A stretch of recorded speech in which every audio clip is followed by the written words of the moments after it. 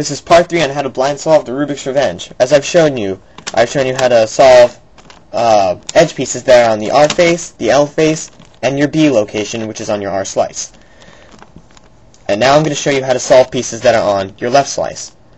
Now, the left slice works differently simply because you can't just do an undo. You can't just do a move and then undo it and have it linear. It's hard to explain, but you have to do something a bit differently. Any edge on the L slice you would do this to, alright? You're still going to have to basically put it into this location, do an R2 move, and undo it, but you have to do it a certain way. Your first step is to get whatever edge piece you were trying to solve into the A location, okay? This one has to go to location V, just right across from it. So in order to get V to A, you do an L2 move. You're either going to do an L2 move, an L move, or an LI move, because if it's an A, you don't do anything. And then if it's F or Q, it's one turn. So, let me just show you again. It has to go over here. So, V I put up to where A is. I do an L2. Next, what you do, you're going to do this same thing for every single edge. The only difference between each of the edges on the L slice is how much you turn the L slice. You can do the setup move BI, R, B, U, R2, UI. Okay, let me just undo that. Okay. Just remember this. Alright, you look at it like this. It's a yellow-green piece that I'm going to put in. Alright, just remember this. Alright, so you do your L2 move, and you put it up to the A location. You do BI, RB. Your piece is now down here. U, R2, UI. Now that yellow-green piece is up here. Alright, I may have screwed up my edges for a while, but you're going to see what this is going to do.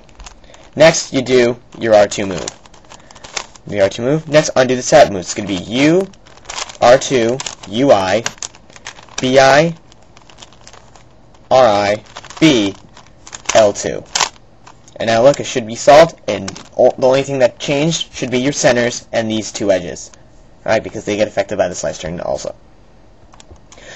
If you had to do it to the F location, you would simply do an LI turn. If you had to do it to Q, you do an L turn. If you had to do it with A, you wouldn't do any L turn, you would just do your BI-RB, U, R2, UI, and it should work. Next, this edge piece has to go to location W. Alright, location W goes in through the U layer. Alright, so I have to start off with a UI turn. I have to get location W up to the U layer. So UI, L2, U. Do an R2 turn. UI, R2, U. And there you go, the edge piece is solved. Remember, I'm not going to go into too much explanation. You should be able to figure it out at this point for a lot of these edges. This is location S. Alright, you look at it, it just has to go right here. It's going to be U, R2, UI, do the R2 move, U, R2, UI. And now it's in place. This is another L slice piece. This is F. No, do an F2 turn, it would end up there. So here's what you do. You do an LI turn to put it in location A, then BIRB, U, R2, UI, do your R2 move, U, R2, UI, BIRB, and turn your L slice back. And now there it is.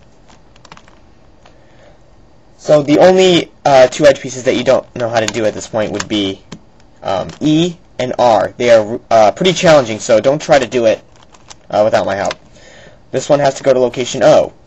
So to do that, I do UI, LI, U, the two R's, UI, L, U. Alright, if you don't see why, if you don't see how I'm explaining it, just do it for yourself and you're going to see how it works. This one has to go to location H, this edge piece. So I would do L, UI, LI, U, two R's, UI, L, U, LI. This one has to go to location J, I believe. Usually when I memorize it, I say, okay, green. If I did an F turn, it would be there. If I did a slice turn, it would end. The green would be right there. That's where it has to be. So it has to be J. UI, L, U. Do 2 R's. UI, LI, U. This one has to go to location I, right above J. This one, as you know, since it's the opposite of J, it'll go in through the B layer. This one is annoying. If it was like H, we have to do 4 turns. It's one of the longest setup moves. Anyone on the L slice also is really annoying. Long setup moves. Alright, so you do, I think it's LI, B, L, BI, R2, B, LI, BI, L. As you can see, I've almost got my green edges done. My red edges are coming there, blue's not very good. Well, really, everything's been done on that side. G, the final edge piece on the green side, goes into the B layer. You do B, LI, BI, R2, B, L, BI. Now I have my my edge piece solved right here. This is going to work the exact same way as you did on the 3x3. All you do, you swap it out with an edge piece and continue from there. Alright? In your memorization sequence, should basically be the same way. You would, like if I wanted to swap it out with B, I remember B, I continue to do it. Once I hit B again, I remember B again, and then I start over. So I always say B is the easiest to do because it's a simple R2 turn. So if you can do it, like if B hasn't been solved yet, I would recommend swap it with B. Alright. Now, this is where it gets tricky. Now I have the E edge right here. Okay? E and R are solved the same way. Since they are found on the R slice and they are the 2 edges that are affected by the R2 turn, it makes it difficult to solve them because these 2 edges are continuously switching. Okay? So, just want to make sure. Okay. Before I did the R2 turn, all of my centers were solved like they were from the beginning. You need to remember, if you're not actually doing the blind solve, you need to remember what your centers look like. Alright? So, this is what my centers looked like before I started solving any of my edges. Once I do the B2 turn, these edges get screwed up. Okay? Now, this is technically where you have to memorize algorithms. This is going to be the only time I'm going to teach you algorithms. Okay? I'm going to... Alright. So, alright, I'm just going to give you the algorithms and I'm going to tell you how to use them.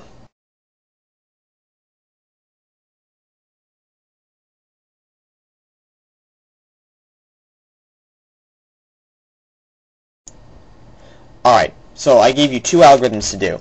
And in this situation, you're going to use the second algorithm. Okay, here's the idea. Let me put it back to where all the centers are correct.